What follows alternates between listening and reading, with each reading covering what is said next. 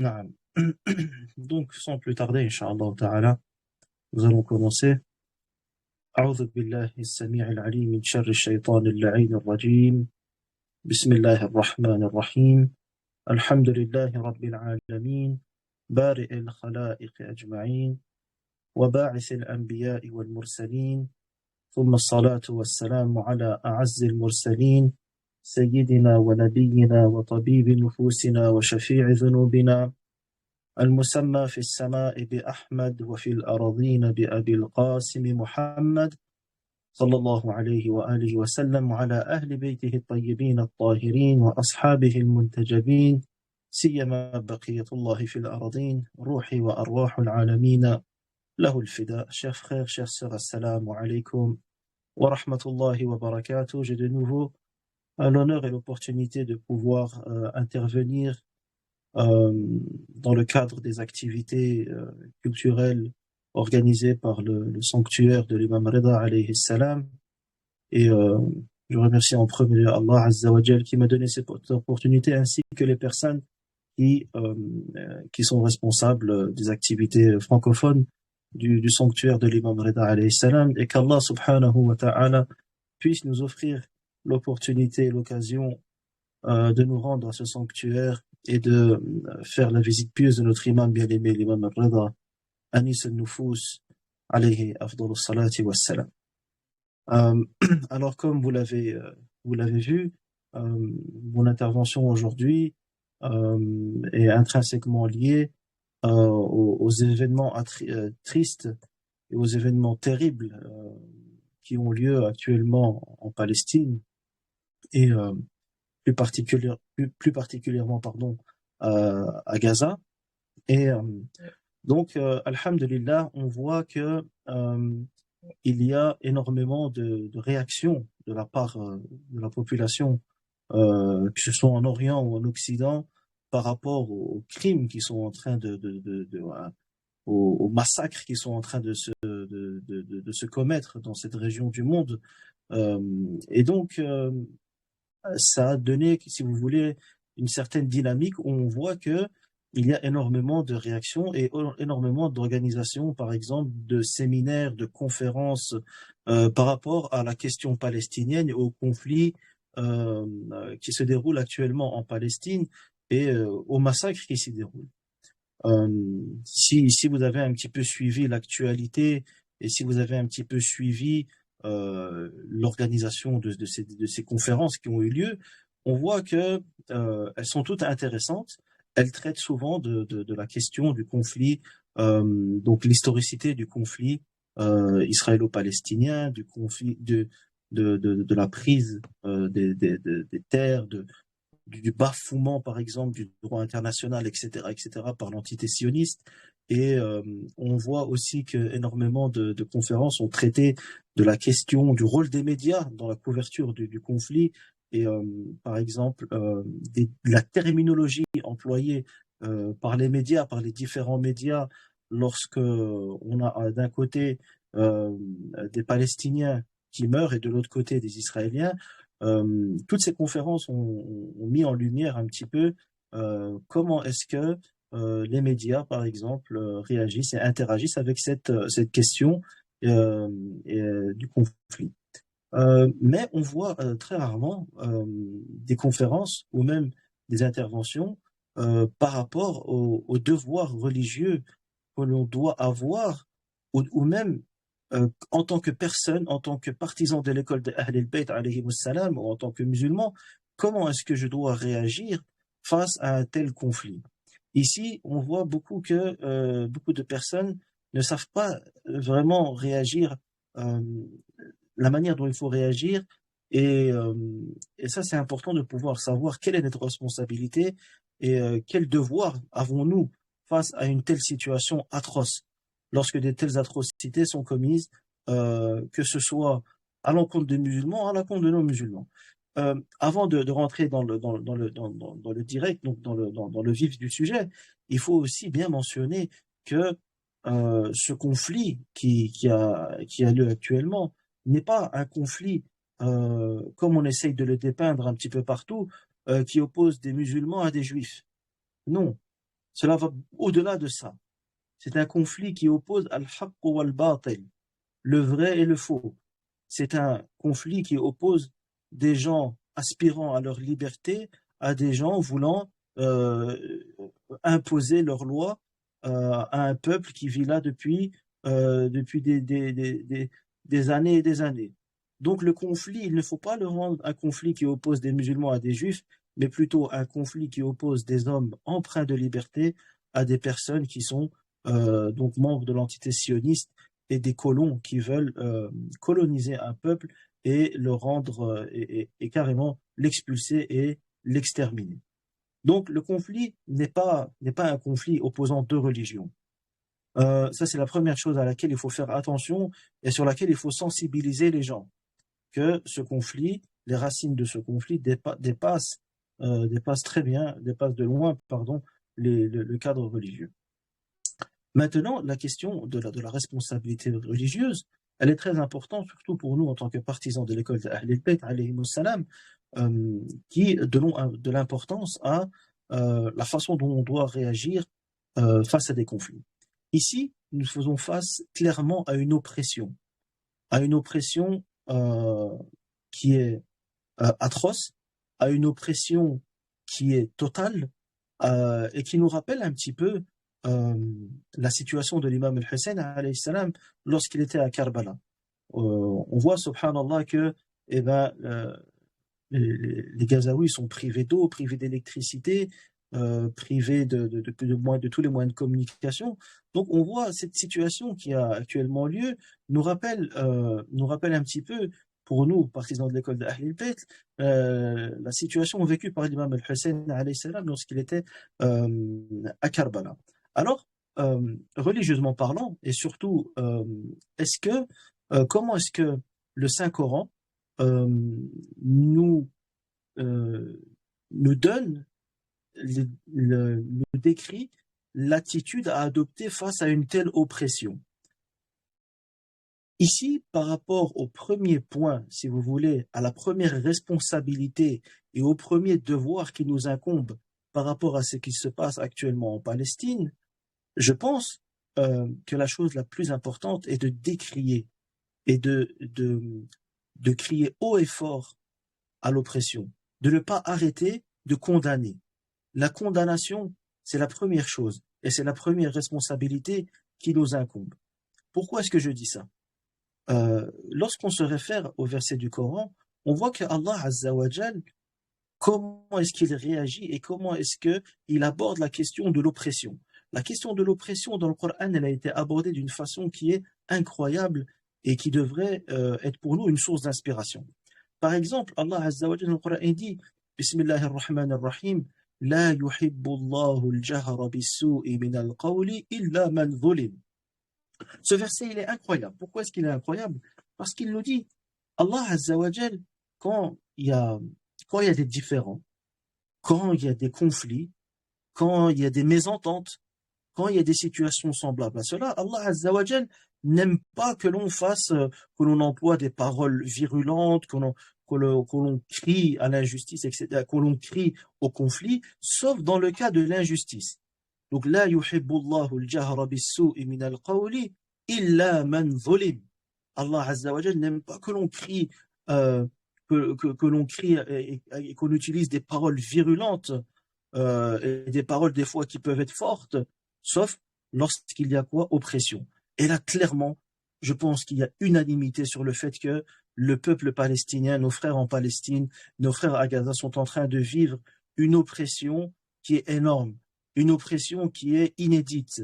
Et donc, à la lumière de ce verset du Saint-Coran, on voit que ici, une des responsabilités et un des devoirs que l'on a par rapport à ce qu'il se passe actuellement, c'est de ne pas se taire, c'est de parler, c'est de crier à l'injustice, c'est de participer à ces manifestations, c'est de participer à ces colloques, c'est de participer à ces séminaires pour montrer notre indignation par rapport à ce qu'il se passe. Et même si on utilise des termes forts, des termes virulents, il ne faut pas avoir peur. C'est ce que Allah Azza wa Jal nous dit dans le Saint-Coran. Donc ce verset-là, enregistre-le bien. La yuhibbullahu al-jahra bis-su'i min al-qawli illa man zulim.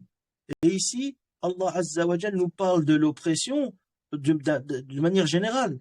Donc cette oppression, par exemple, si un peuple subit une oppression, que ce peuple soit musulman ou non musulman, notre responsabilité et notre devoir, c'est de crier. C'est de crier et de décrier la situation. De dire, nous ne sommes pas d'accord. De dire, nous demandons, nous critiquons vivement et de vive voix toute oppression qui peut avoir lieu, en vertu de ce verset dans le 5 ans. Deuxième cas, dans le Coran, lorsqu'on aborde la question de l'oppression. Az-zulm. Az-zulm, l'oppression, comme on l'a vu dans le verset, lorsqu'il y a oppression, on a le droit de venir décrier et de venir critiquer vivement et de vive voix ce qu'il se passe. Lorsque l'on voit, dans certains passages du Saint-Coran, certaines oppressions et certaines injustices qui ont été commises, on voit ce qui précède, comment est-ce que Allah Azza wa Jal, il introduit la chose. Prenez l'exemple, par exemple, je vais vous donner 2 exemples dans le Saint-Coran qui montrent à quel point Allah Azza wa Jal, il introduit une situation qui est une situation d'injustice. Prenez l'exemple dans Surat Takwir, donc lorsque Allah Azza wa Jal, il dit إذا الشمس كورت وإذا النجوم انكدرت وإذا الجبال سيرت وإذا العشار عطلت وإذا الوحوش حشرت وإذا البحار سجرت وإذا النفوس زوجت وإذا الموءودة سئلت بأي ذنب قتلت. Allah Azza wa Jal dans cette sourate Takwir, donc il introduit un petit peu avec ce qui va se passer Yawm al-Qiyamah, avant Yawm al-Qiyamah. Donc comment est-ce que ça va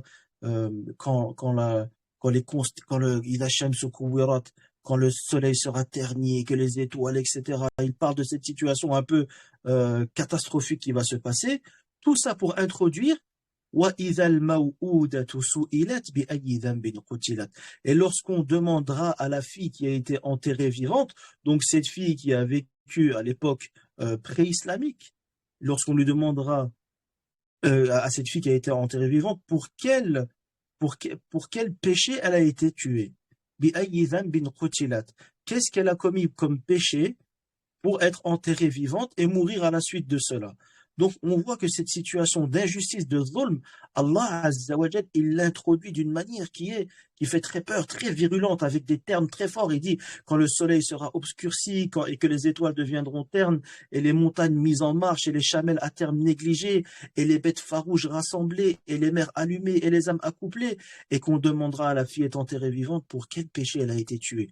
Donc on voit que Allah Azza wa Jal, lorsqu'il parle d'une situation de zulm, il le fait, il introduit cette question, il introduit cette situation par justement des paroles très virulentes, par une prise de position bien ferme. Ça, c'est un exemple qu'on a dans le Coran. Un autre exemple, c'est dans Surat al-Buruj, les constellations.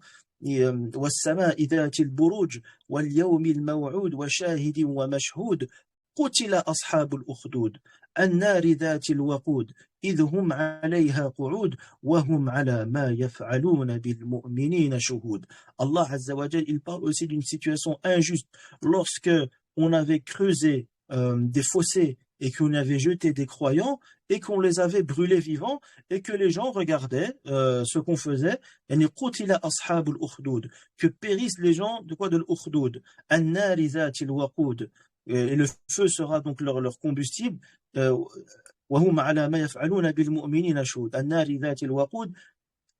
Et donc, lorsqu'ils étaient ici assis autour du fossé, ils regardaient ce qu'on faisait aux croyants, qu'on les brûlait vivants. Allah Azza wa Jal, il utilise aussi des termes très, très puissants, des termes très forts. Donc, qutila ashabul ukhdud, que périssent les gens de l'ukhdud. Pourquoi? Parce que ils ont laissé faire, ils ont été témoins sans prendre aucune action, sans faire aucune action à ce qu'on faisait aux croyants. Donc, on voit déjà premièrement, à la lumière des versets du Saint-Coran, on voit que Allah Azza wa Jal, lorsqu'il y a injustice, la façon d'interagir avec l'injustice, Allah Azza wa Jal nous dit de le faire d'une manière qui est très forte, d'une manière ferme et d'une manière avec beaucoup de conviction. Donc la première des choses que nous devons de faire, le premier devoir que nous avons, la première responsabilité, c'est de ne pas s'arrêter de crier à l'injustice, de ne pas s'arrêter de dénoncer ce qui est en train de se passer. Les massacres qui sont en train de se passer, il faut les dénoncer. Et il ne faut pas rater une occasion de les dénoncer. Pourquoi est-ce que je dis cela? Parce que lorsque l'on s'inspire de l'histoire de Karbala et de l'après-Karbala, lorsqu'on voit par exemple une Sayyida Zainab, salamullah alayha, qui ne manquait pas un moment, qui ne manquait pas une seule occasion pour pouvoir parler de l'injustice qui a été commise. Et c'est ça qui a fait tomber le despote Yazid. C'est ça qui a été le début de la fin pour les Banu Umayya.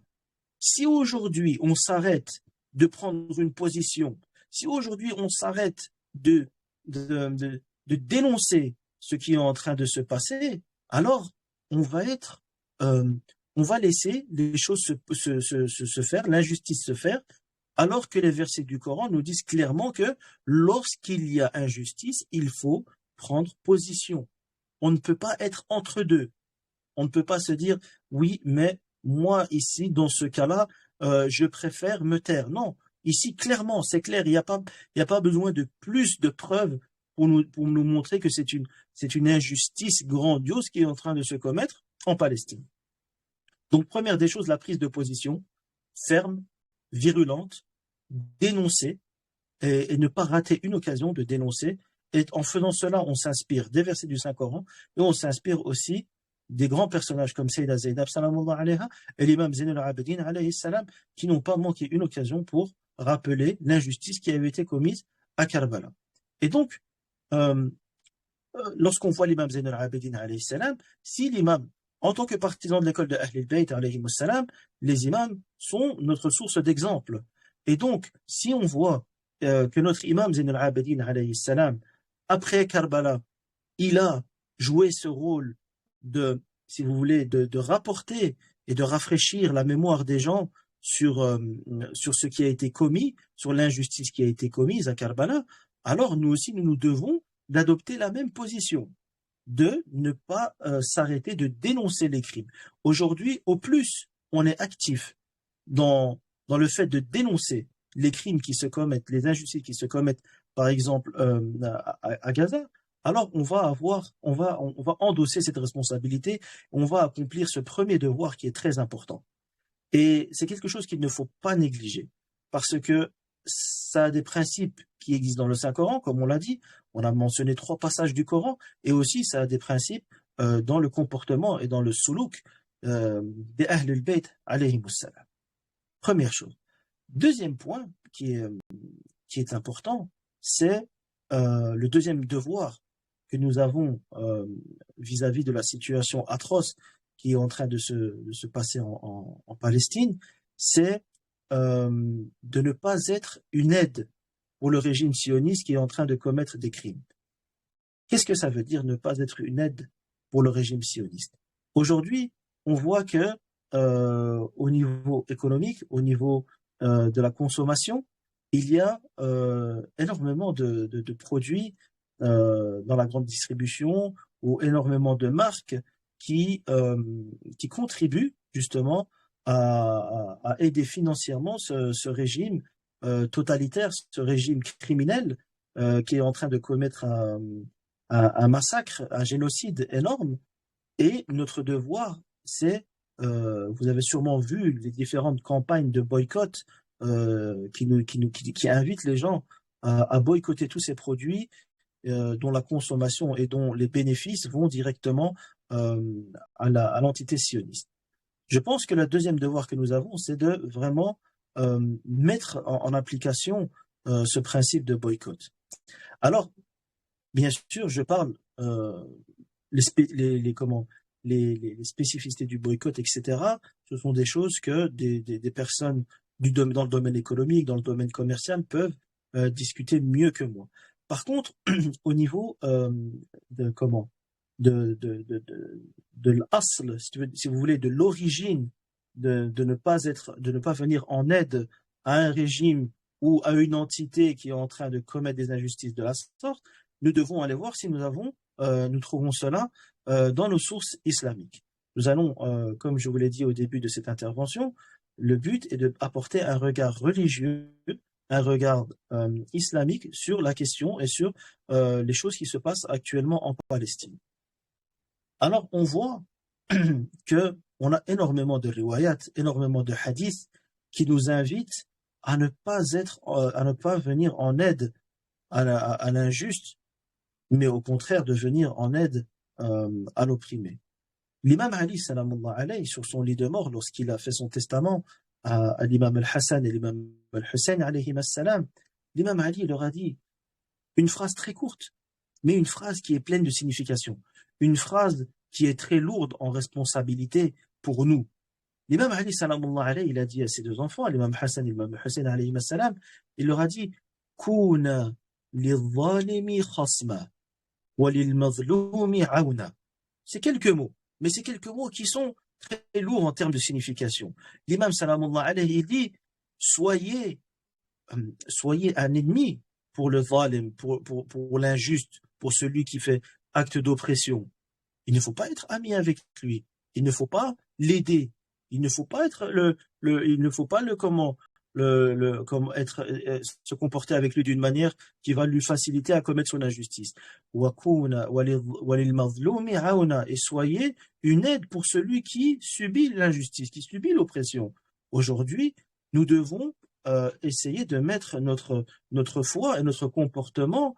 Nous devons essayer de voir si notre comportement aujourd'hui, par rapport à la situation qui se déroule en Palestine, s'accorde bien avec cette parole de l'imam Ali, salamullah alayhi.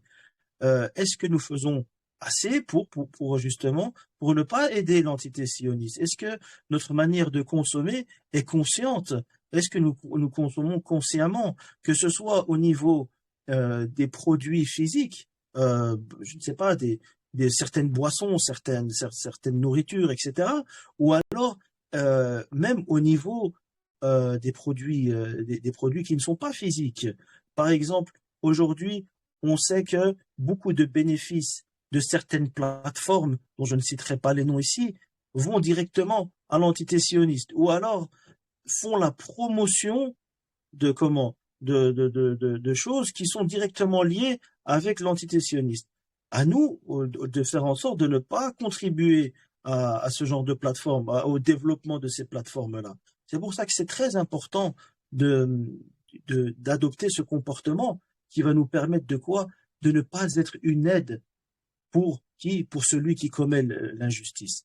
Et aujourd'hui, c'est un devoir qui est très important. En plus du premier devoir que nous avons mentionné, qui est de avoir une position ferme et de dénoncer les exactions qui sont commises par le régime sioniste, nous devons également faire en sorte de ne pas contribuer au développement économique ou culturel et à la floraison de ce régime.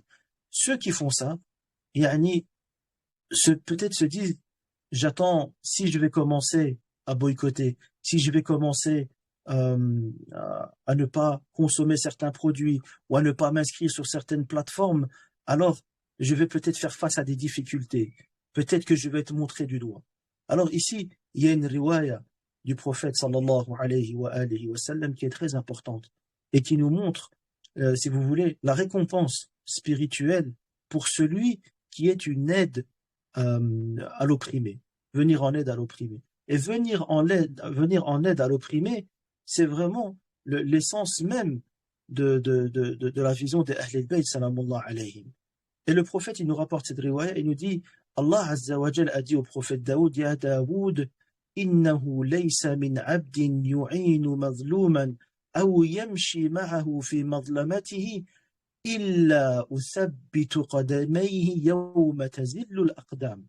Allah Azza wa Jal, il dit à Daoud, ô Daoud, si une personne aide un opprimé, ou alors l'accompagne dans son oppression, c'est-à-dire il est là avec lui, il l'aide, même au moment où il se fait opprimer, au moment où il subit de l'injustice, cette personne, ce abd, ce serviteur, il est au service et il l'aide, il l'accompagne. Illa uthabbitu qadamayhi yawma tazillu al-aqdam. La récompense c'est quoi? C'est que yawmul qiyamah, lorsque les pieds des gens vont glisser, lorsque les gens vont très facilement glisser et tomber dans le gouffre de l'enfer, lui, ses pieds seront affermis, ses pas seront affermis. Donc si vous voulez, c'est une manière de se préserver de Yawm al-Qiyamah, de se préserver de toute situation dangereuse pour le croyant. Donc, accompagner le mazloum, accompagner l'opprimé, accompagner celui qui fait objet d'oppression, alors c'est une chose qui est très importante et que l'on retrouve dans les riwayas. Par contre, de l'autre côté, on voit que euh, on a des riwayats qui mettent en garde sur le fait d'aider, ou le fait même d'accepter, ou le fait même de rester muet face à quoi? Face à des situations d'oppression comme il se passe aujourd'hui en Palestine. Et ça, on le retrouve dans le Saint-Coran, euh, par exemple dans Surat Ali Imran, le verset 183, lorsque Allah Azza wa Jal, lorsque le prophète s'adresse à un groupe de personnes, il dit euh, des prophètes et des messagers sont venus avant moi avec des explications et ce que vous dites, alors pourquoi est-ce que vous les avez tués? Ici, l'imam Sadiq, salamullah alayhi, il dit que ces gens-là n'ont pas tué ces messagers.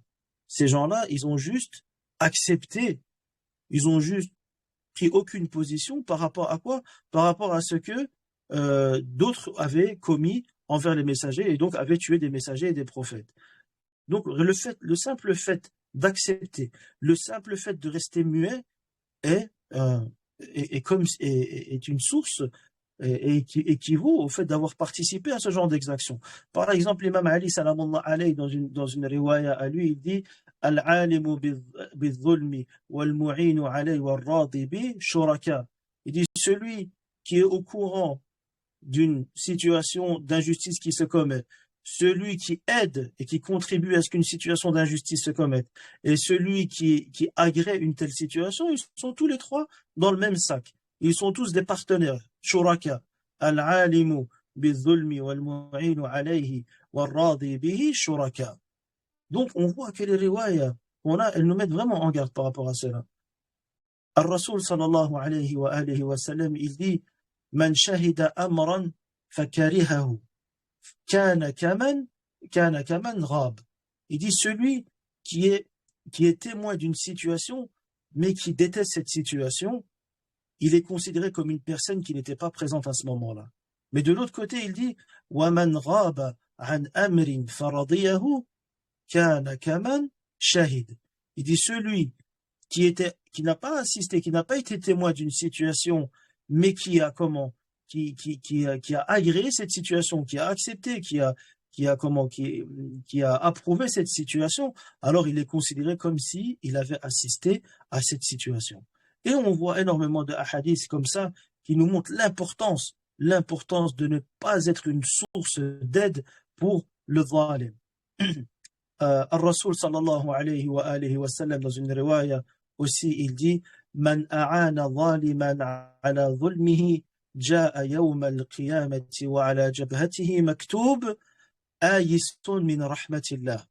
Celui, Al-Rasul sallallahu alayhi wa alihi, il dit celui qui aide une personne injuste dans son injustice, qui l'aide, mais qui l'aide, ça ne veut pas dire qu'elle participe directement peut-être à l'injustice, mais qu'elle va par exemple consommer des produits dont les bénéfices iront pour cette personne injuste. Ja'a yawm al-qiyamati. Yawm al-qiyamah, au jour de la résurrection, elle va venir. Wa ala jabhati maktub, et il sera écrit sur son front Aïssu min rahmatillah. Voilà quelqu'un qui a désespéré de la miséricorde d'Allah subhanahu wa ta'ala. Donc, à nous de faire très attention. À nous de nous conscientiser déjà nous-mêmes, mais aussi de jouer ce rôle de conscientiser autour de nous, nos familles, nos frères, nos amis, au fait de ne pas venir en aide, de ne pas être une aide pour un régime qui est en train de commettre des exactions sans précédent dans la bande de Gaza. Voilà un petit peu, si vous voulez, les deux points, donc les deux axes principaux sur lesquels je voyais qu'il y avait une nécessité de parler par rapport à notre devoir religieux. Si nous arrivons déjà à mettre en place ces deux choses-là, premièrement, crier à l'injustice, ne pas s'arrêter, ne pas faire en sorte que ce qui est en train de se passer puisse tomber dans les oubliettes de l'histoire. Première responsabilité. Et deuxième responsabilité, ne pas être une aide directe ou indirecte, et surtout indirecte là, parce qu'aujourd'hui, bien sûr, on voit qu'énormément de personnes sont contre ce qui se passe. Pourquoi? Parce que c'est quelque chose qui est totalement inhumain. Ce qui se passe actuellement, c'est inhumain. Voilà, des fois, indirectement, on va contribuer à, justement, à ce que cette entité, ce régime totalitaire, ce régime criminel puisse continuer à commettre ses exactions. Et donc, deuxième chose, c'est de participer activement à ce boycott, de ne pas être une aide. Et en faisant cela, en plus de ne pas contribuer à la pérennité de ce régime au niveau économique, nous allons aussi mettre un frein à sa propagation culturelle. Aujourd'hui, on essaye de nous faire passer des idées dans des séries, dans des films qui vont dans notre subconscient nous faire accepter et nous faire soutenir de telles exactions et de tels régimes. Donc, à nous d'être conscients. Être conscient, c'est très important. Islamiquement parlant, ne pas être au niveau parmi ceux qui sont rafélines, ceux qui sont inconscients, ceux qui sont plongés dans des problèmes mondains. Aujourd'hui, on a un hadith, vous l'avez tous entendu, ce hadith qui dit que celui qui se réveille le matin et qu'il ne se préoccupe pas de ce que les musulmans, des affaires et des problèmes des musulmans, cette personne-là ne peut même pas. Comment est-ce qu'on peut aujourd'hui affirmer notre foi? Comment est-ce qu'aujourd'hui on peut affirmer notre foi alors qu'on reste sans action, on reste en état d'inertie totale par rapport à ce qui se passe à Gaza, chez nos frères palestiniens. Et cela est encore plus vrai pour les partisans des Ahl al-Bayt, salamullah alayhim. Pourquoi? Parce que quand c'est Muharram, quand c'est le mois de Muharram, nous nous réunissons tous et nous crions à l'injustice. Nos azas, pour l'imam al-Hussein, salamullah alayhi, sont des azas pour un des buts, un des objectifs de nos azas, c'est de dire non à l'injustice. Alors, on ne doit pas juste faire cela d'une manière folklorique, mais aussi de le faire dans notre vie de tous les jours et dans notre réalité et notre quotidien. Aujourd'hui, nos frères et nos sœurs qui sont à Gaza sont en train de subir la même chose que l'imam al-Hussein salamullah alayhi a subi à Karbala. Nous avons entendu et nous sommes conscients des groupes qu'il y avait à Karbala ou qu'il y avait à l'époque de l'imam al-Hussein alayhi salam.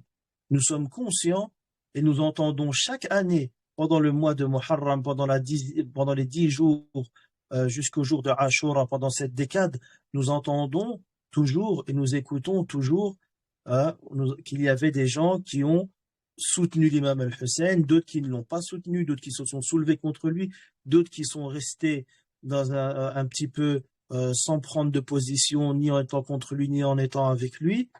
Et on voit aussi, on nous parle souvent de quel a été le regret de ces personnes-là. Alors, ne soyons pas parmi ceux qui auront des regrets dans le futur parce que nous n'avons pas pris une position ferme par rapport à ce qui se passe en Palestine, par rapport à l'injustice qui est en train de se commettre. Et gardons à l'esprit ces versets du Saint-Coran qui nous donnent le cadre dans lequel nous devons agir.